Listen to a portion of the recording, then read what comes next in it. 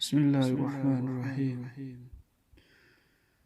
پیارے بچوں، آج ہم نے دروس التزکیہ سبق نمبر 12 پیج نمبر 140 پیوندار جبہ جو ہے وہ پڑھنا ہے۔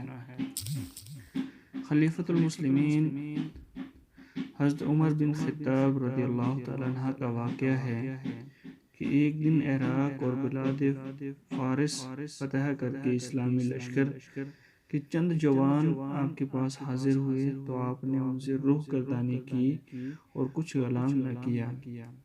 حضرت عمر بن خطاب رضی اللہ تعالیٰ عنہ کا واقعہ ہے کہ ایک دن عراق اور بلاد فارس کو فتح کر کے اسلامی لشکر کے چند نوجوان جو ہیں حضرت عمر بن خطاب رضی اللہ تعالیٰ عنہ کے پاس حاضر ہوئے تو آپ نے ان سے روح گردانی کی، یعنی ان سے منہ پھیر لیا اور کچھ کلام نہ کیا۔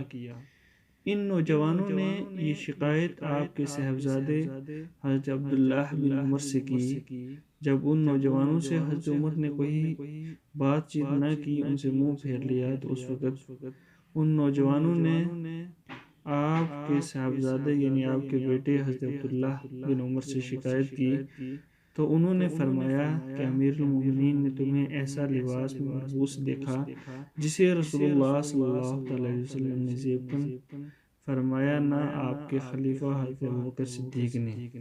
تو اس وقت حضرت عمر بن خطاب رضی اللہ تعالیٰ عنہ کے بیٹے حضرت عبداللہ بن عمر نے کہا کہ امیر المومنین نے آپ سے منہ اس لیے پھیر لیا، آپ سے روح گردانی اس لیے کی کہ آپ نے ایسا لباس پہنا ہوا ہے جسے تو نہ کبھی رسول اللہ صلی اللہ علیہ وسلم نے پہنا اور نہ آپ کے خلیفہ حضرت ابوبکر صدیق رضی اللہ تعالیٰ عنہ نے، کیونکہ یہ سب فارس اور خراسان کے فاخرہ لباس تھے، اچھے لباس تھے۔ پس ان نوجوانوں نے ان نوجوانوں نے اپنے گھر پہنچ کر لباس تبدیل کیے، پھر بارگاہ عمر میں حاضر ہو گئے۔ اب آپ ان کے لیے کھڑے ہو گئے اور انہیں سلام کیا۔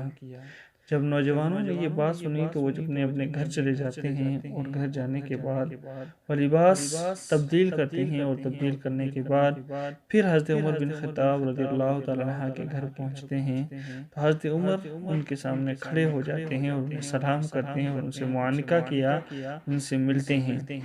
حضرت عمر رضی اللہ تعالیٰ عنہ نہایت ہی جفاکش، سادگی پسند، دنیا کی عیش و عشرت سے بے پرواہ تھے۔ حضرت عمر جو ہے نہایت ہی جفاکش تھے، سادگی پسند تھے، دنیا کی عیش و عشرت سے انہیں کوئی پرواہ نہ تھی۔ آپ ہی کے ہاتھوں سے براد قیصر و کسریٰ فتح ہوا، آپ کے پاس ان کے خزانے لائے گئے، تو اب آپ کے لیے مشرق اور مغرب کے کنارے قریب ہو گئے۔ عرب کے وفد و عجم کے قاصد آپ کی طرف رخ کرنے لگے، مگر آپ نے وہی جبہ زیب تن فرمایا تھا جس پر 12 پیوند لگے ہوئے تھے۔ حضرت عمر رضی اللہ تعالیٰ عنہ کی سادگی کا یہ عالم تھا کہ آپ نے قیصر و کسریٰ جیسا شہر جو ہے جب فتح کیے، آپ کے پاس بہت سا خزانہ جمع ہوا، یہاں تک کہ تمام لوگ آپ کے قریب ہونے لگے۔ عرب کے اور عجم کے تمام قاصدوں نے آپ کی طرف رخ کیا، مگر آپ نے یہ نہیں سوچا کہ اب میرے پاس اتنا مال جمع ہو چکا ہے، اب میں اسے جو ہے اچھا لباس پہنوں، اچھا جو ہے کھانا تناول کروں، اچھا جو ہے عیش و عشرت کی زندگی بسر کروں، مگر حضرت عمر نے وہی جبہ پہنا ہوا تھا جس کے اوپر 12 جگہ پیوند لگے ہوئے تھے، یعنی ٹاکیاں لگی ہوئی تھیں۔ آپ کا کھانا بھی نہایت ہی کم تھا۔ یہ امر صحابہ کرام رضی اللہ تعالیٰ عنہ پر شاق گزرنے لگا۔ امیر المومنین حضرت عائشہ صدیقہ رضی اللہ تعالیٰ عنہ نے اسے بابت ان سے گفتگو فرمائی اور انہیں پیوند دار جبہ تبدیل کرنے کا مشورہ دیا۔ کہا کہ غلہ کے 2 بڑے کنڈے کی اجازت دیں کہ ایک دوپہر اور ایک شام کے کھانے کے لیے ہو جائے، مگر حضرت عمر نے قبول نہ کیا۔ جب وہ دوسری طرف حضرت عمر رضی اللہ تعالیٰ عنہ کا کھانا بھی بہت کم تھا، یہ صحابہ پر بہت شاق گزرتا تھا۔ تو امیر المومنین حضرت عائشہ نے ایک مرتبہ حضرت عمر سے کہا کہ آپ اس جبے کو تبدیل کر دیں اور قلعے کے بیت المال سے 2 کنڈوں کی اجازت دیں اور ایک دوپہر اور ایک شام کو کھانے کے لیے ہو جائے، مگر حضرت عمر نے قبول نہ کیا اور خوب رونے لگے اور رسول اللہ صلی اللہ علیہ وسلم کا کھانا پینا اور لباس یاد فرمانے لگے۔ پس آپ اسی پر راضی رہے جس پر رسول اللہ صلی اللہ علیہ وسلم راضی تھے، یہاں تک کہ مالک حقیقی سے جا ملے۔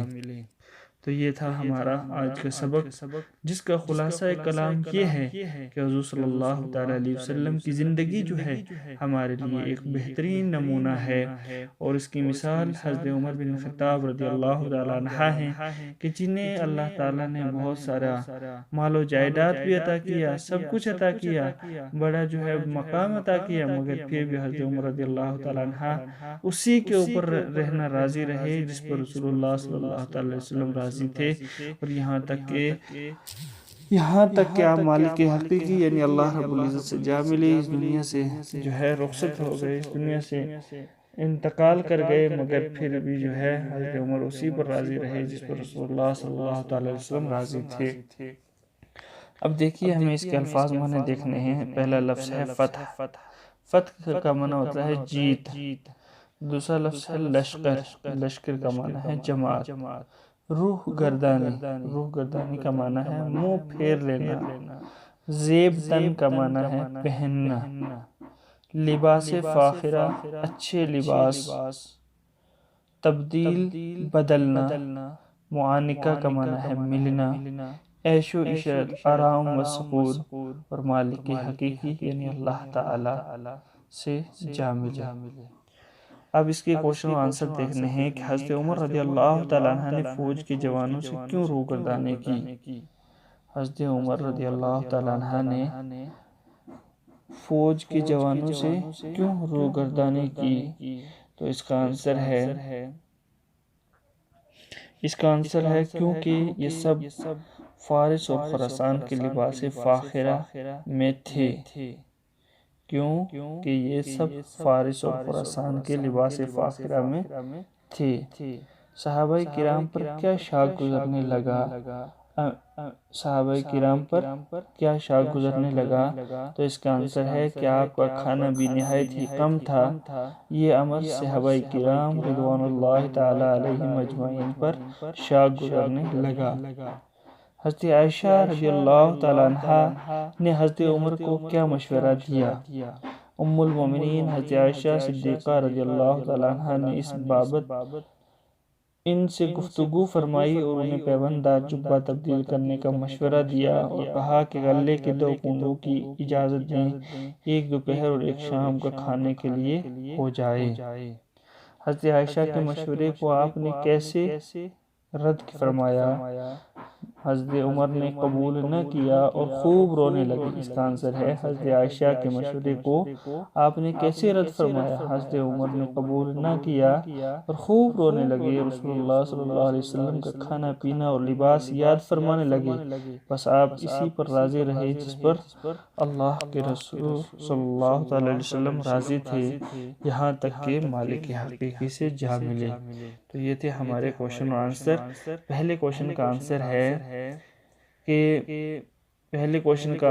کہ کیونکہ یہ سب فارس اور خراسان کے لباس فاخرہ میں تھے۔ صحابہ کرام پر کیا شاق گزرنے لگا، آپ کا کھانا بھی نہایت ہی کم تھا، یہ امر صحابہ کرام رضوان اللہ تعالیٰ علیہم اجمعین پر شاق گزرنے لگا۔ حضرت عائشہ نے حضرت عمر کو کیا مشورہ دیا؟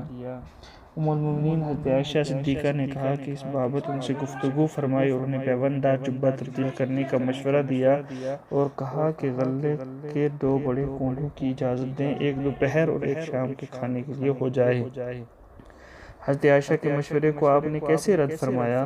حضرت عمر رضی اللہ تعالیٰ عنہ نے قبول نہ کیا اور خوب رونے لگے، اور رسول اللہ صلی اللہ علیہ وسلم کا کھانا پینا لباس یاد فرمانے لگے، پس آپ اسی پر راضی رہے جس پر رسول اللہ صلی اللہ علیہ وسلم راضی تھے، یہاں تک کہ مالک حقیقی سے جا ملے۔ یہ تھا آج کا ہمارا سبق۔